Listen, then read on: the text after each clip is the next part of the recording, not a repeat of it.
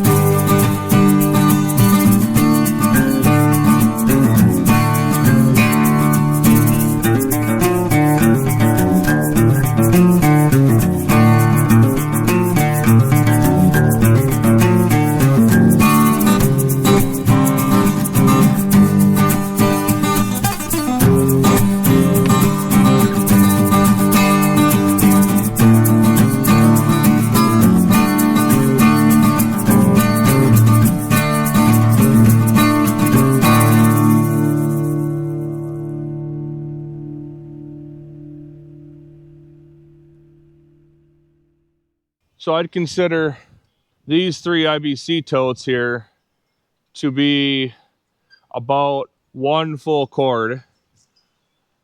And I got 3 full cords between my parents' house and our hunting property. And that truck and trailer full will probably have it being 4. So I've split a total of 5 full cords of ash off from this guy so far. And I still have all of this yet to do yet. And imagine how much more wood I would have if I had all access to all these logs too. And these are the big ones. I mean, this thing's got to be pushing at least over 16 feet long. And it's all nice, bigger stuff as well. So let me know in the comments, how much wood do you think is still here yet? And my guess is probably there's at least another 3 to 4 full cords here yet that I gotta take. But let me know in the comments what you think. Firewood fella, logging off.